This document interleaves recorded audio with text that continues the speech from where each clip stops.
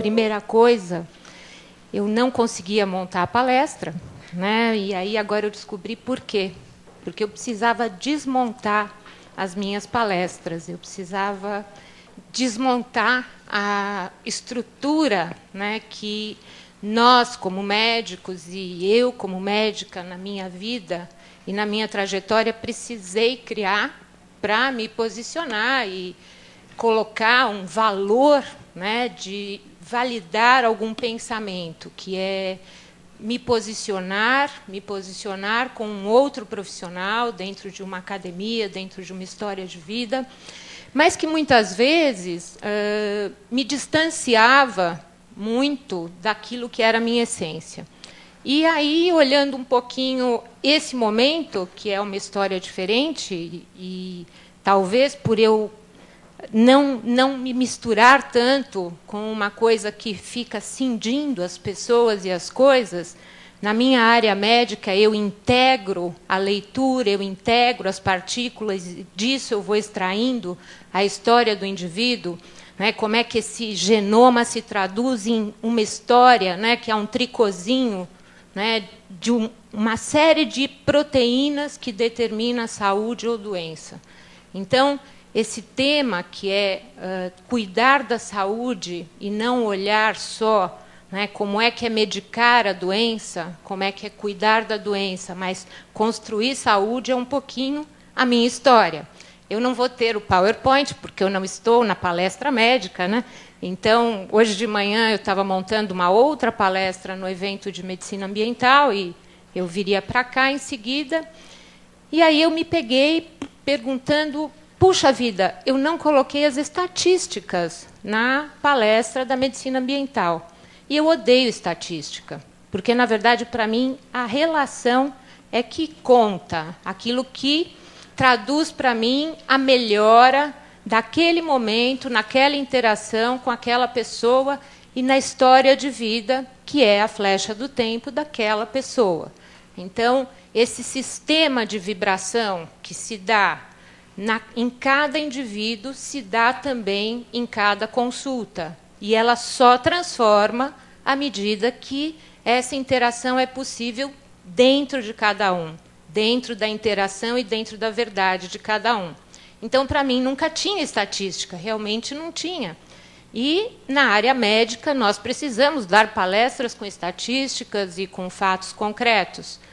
E, nesse momento que eu tive que desmontar a palestra, porque um pouco da palestra de cada um já está dentro de mim, então eu mudei o que eu ia falar, então os slides não aparecem, não aparece nada, é porque realmente a minha interação ela é menos cindida, menos quebrada, menos estilhaçada, à medida que eu não estou me defendendo.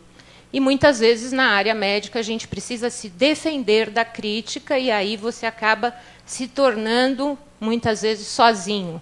E aí a palestra passa a ser uma história muito técnica, mas que não faz sentido, e até por isso, às vezes, eu perco um pouco aquilo que é essencial de uma pessoa que é super bacana, que podia me passar isso de uma outra forma, mas que está tecnicamente posicionado.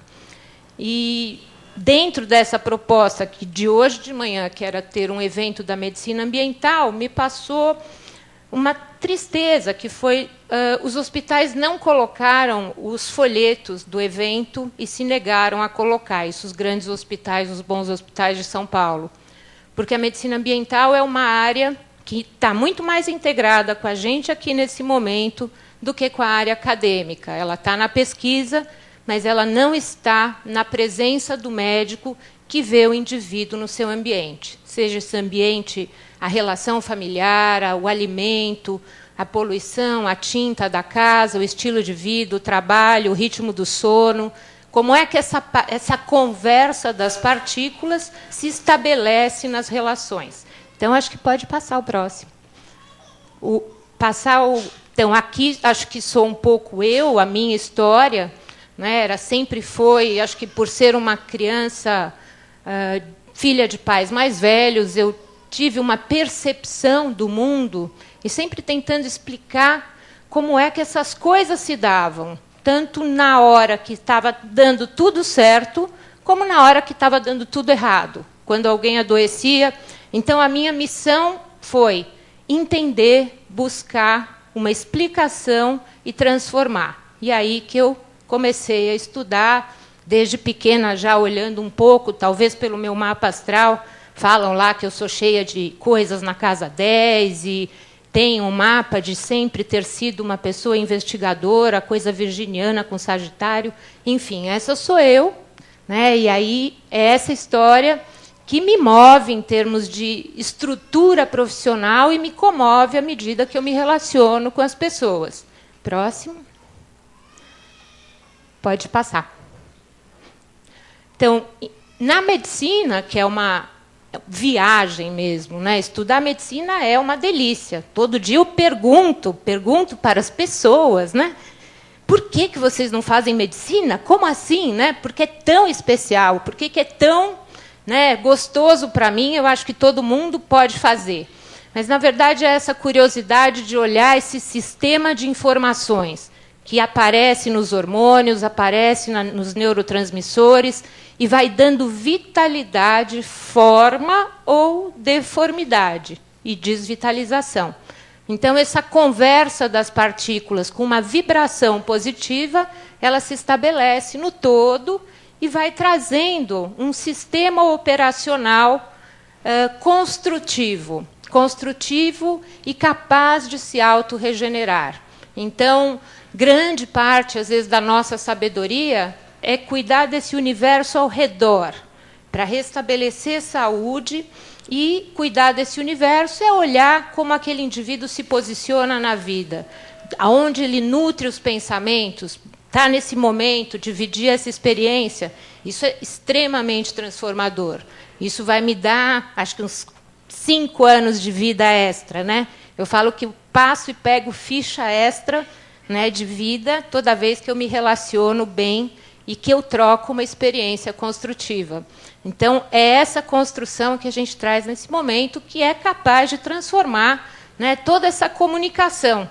Então, na medicina, na endocrinologia, acabei indo um pouco para a psiconeuroimunoendocrinologia e que fala um pouco do potencial de adoecer à medida que nós nos colocamos de uma maneira amarga ou de uma maneira mais bem integrada nas relações. Então, essa comunicação das partículas se estabelece dentro do potencial de vibração em determinado fractal que se deforma à medida que eu me relaciono de uma forma agressiva, amarga, mais triste. E aí não era uma coisa do esoterismo, mas é uma coisa quantificável. Os hormônios contam para mim, eu posso ler nos exames, e a imunidade ela vai se modulando e ela se modifica. Então, o pós-operatório é diferente se você vai muito triste, a cicatrização. Agora, eu tive em Berlim e as pesquisas de Harvard mostravam o quanto o movimento da emoção interage na cicatrização e na regeneração dos tecidos. Então, essas pesquisas são pesquisas importantes na área acadêmica, mas me mostram o quanto faz sentido realmente o modelo que eu trabalho e a forma como eu gosto de ver o indivíduo. Pode passar o próximo. E essa conversa das partículas se dá a partir da interação do nosso momento, o tempo todo, tricotando o genoma, tricotando lá as partículas que decodificam as proteínas. Então, imaginar que esse genoma não é modificável e que nós viemos com micos fixos, então tirei um mico familiar, então vou certamente ter essa doença. Não. O trabalho é realmente construir uma nova possibilidade de expressar o melhor potencial a partir de diferentes formas, mas que façam sentido para a sua crença, para aquele movimento que integra realmente a vivência na transformação celular.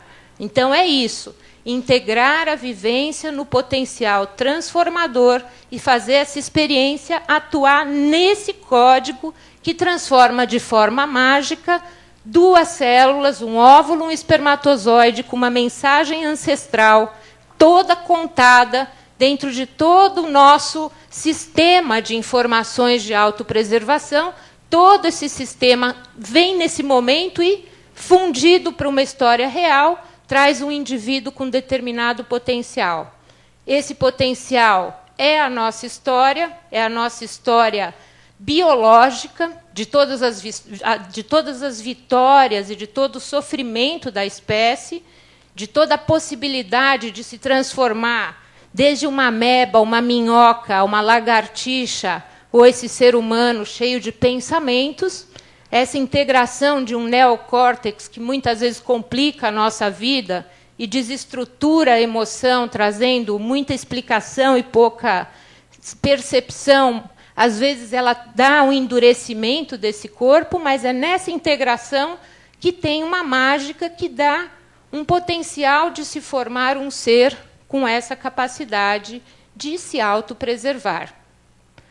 Então, continuei buscando e continuo buscando, nunca acho que essa coisa que todo mundo aqui compartilha, que é essa vontade de interagir e de buscar alguma coisa que traga o novo. Isso é uma coisa minha, eu acho que eu não vou cansar de fazer isso. É um movimento que me dá uma nutrição e que eu acho que também me cuida. Eu acho que meu grande remédio, meu grande medicamento é a relação humana, é a relação com o mundo e com a informação e com o conhecimento. Esse é um ponto que é a minha nutrição, essa é a minha história. Talvez eu tenha me formado dessa forma para trazer uma possibilidade de lidar com os pais mais velhos, que eu não queria que morressem. Hoje entendo a morte de uma outra forma. Eu acho que esse sistema, e eu tenho os dois aqui dentro, e essa é a história de cada um. Pode passar. Então, assim, olhando o passado de cada um, nas histórias, nas doenças e naquilo que são as informações de cada indivíduo, na sua origem, na sua história ancestral. Então, se ele tem um índio, se ele tem um negro, se tem um japonês, se tem um árabe, certamente essas mensagens fazem sentido na música, no alimento, na forma e no medicamento. Então, respeitando um pouco a individualidade bioquímica, essa individualidade fala do acorde vibracional de cada um, daquilo que faz sentido para os nossos ancestrais, para a nossa tradição e para aquilo que a gente vai ter a grande transformação, porque a transformação é de cada um. Então, esse gene que parece fixo e cheio de cartinhas, cheio de letrinhas, que traz um castigo da doença, ele pode ser modificado e ele pode ser transformado com as nossas interações. Então, genética não é destino. E o que a gente está fazendo aqui é mudando um pouquinho essa interferência. Obrigada.